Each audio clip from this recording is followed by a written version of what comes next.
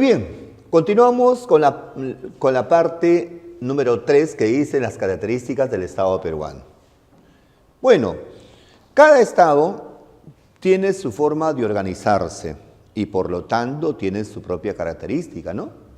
Entonces la pregunta sería así, ¿cuáles son las características que diferencian al Estado peruano con otros estados?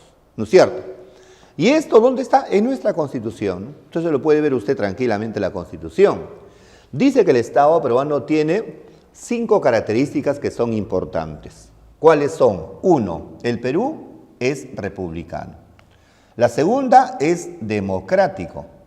La tercera es social.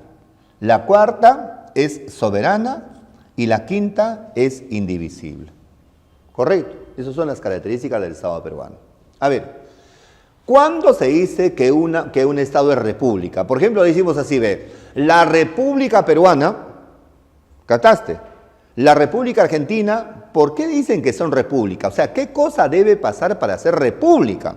Entonces, para que un Estado sea república, deben pasar 3 cosas fundamentales.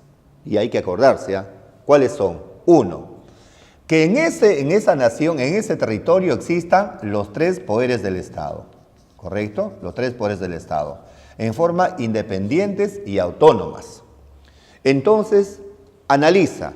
¿En el Perú existen los 3 poderes? Sí. ¿Autónomos? Sí. Por lo tanto, ya estamos empezando a hacer, ¿qué cosa? Una república. Porque tenemos los 3 poderes del Estado. Nos faltan ahora 2 cosas, ¿no es cierto? ¿Cuál? 1.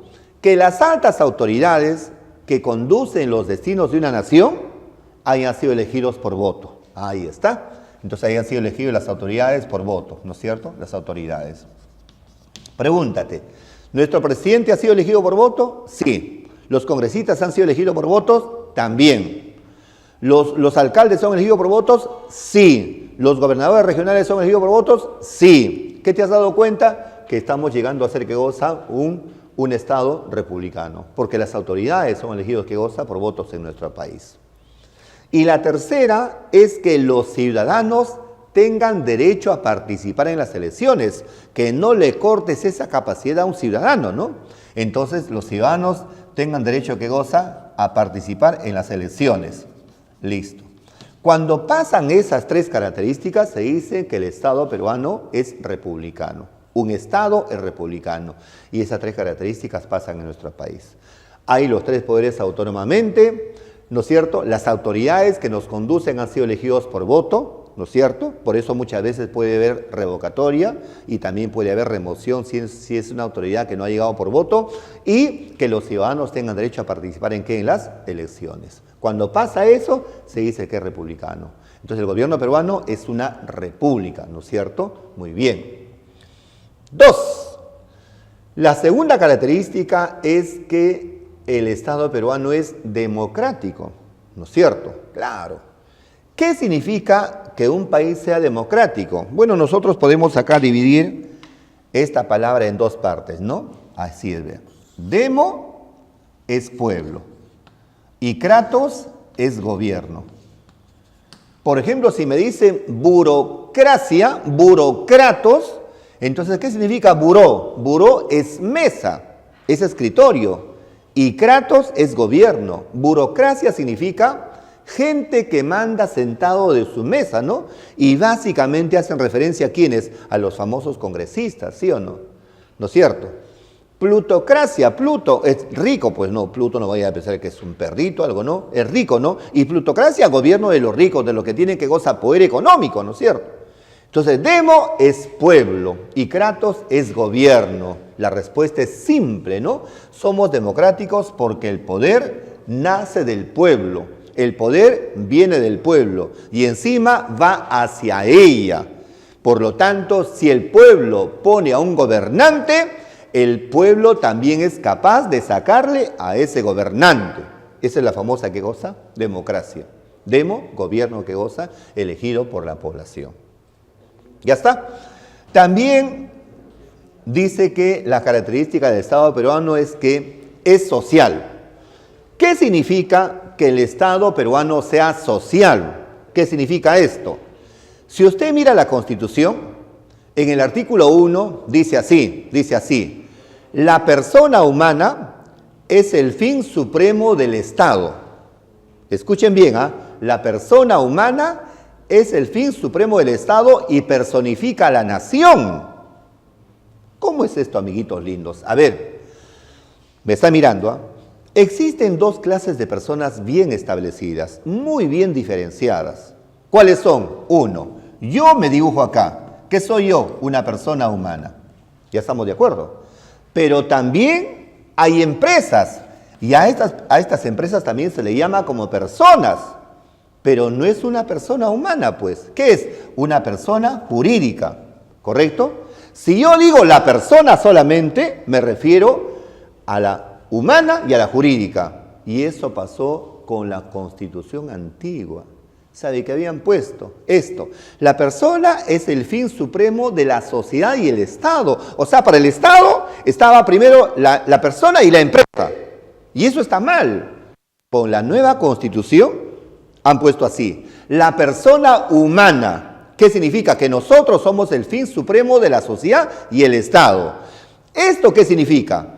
Que cualquier cosa que haga el Estado, cualquier obra que haga el Estado, cualquier ley que saque el Estado, lo hace básicamente para satisfacer tus necesidades. En palabras simples, el Estado está para buscar tu desarrollo y te va a ayudar y proteger dentro y fuera del país. ¿Por qué? Porque la persona humana es el fin supremo de la sociedad y del Estado. Obras, normas, principios, leyes que saque el Estado, lo hace para tu desarrollo, para favorecerte a ti. Y un dato más. ¿Qué pasaría si usted se va ahorita a otro país?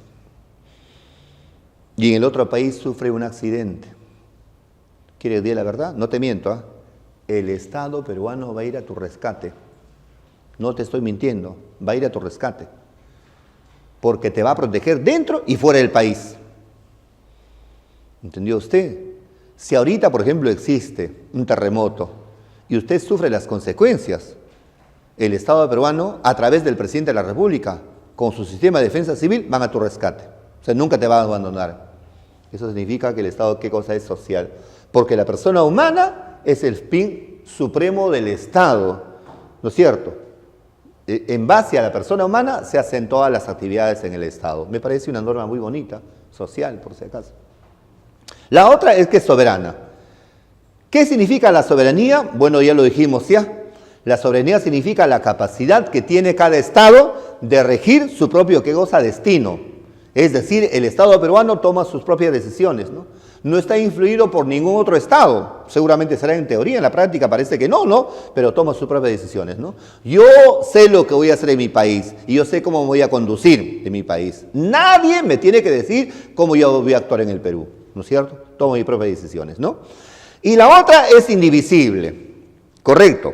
A ver, según Montesquieu, el gran varón de Montesquieu, en su obra llamada El Espíritu de las Leyes, él dijo así: señores, todo Estado moderno, para que se pueda desarrollar, debe dividirse en poderes. Y él dijo y sugirió que deben haber 3 poderes fundamentales. ¿Cuáles son? El poder ejecutivo, el poder legislativo y el poder judicial. ¿Qué decía él? El ejecutivo debe conducir el país, el legislativo debe sacar leyes y el judicial debe castigar a los infractores. Correcto. Pero a pesar que Montesquieu dijo que el Estado peruano, el Estado debe dividirse en poderes, el Estado es uno independiente. ¿Por qué? Porque los demás gobernantes no tienen autonomía jurídica. Eso significa que el Estado peruano sea, ¿qué cosa? Indivisible. ¿Ok? A ver, pregúntate, cuando tú te vas ahorita a Estados Unidos, cada Estado es independiente, por eso se llama un Estado federal. En el caso peruano no es así. Los departamentos no tienen autonomía legal, no, ellos se rigen de una norma central. Pueden tener una autonomía económica, seguramente, pero jurídica no. ¿Correcto? Por eso se dice que es indivisible, ¿no es cierto? Porque los poderes del Estado se dividen, pero no para separarse, sino para cumplir con cierta función. Eso es indivisible.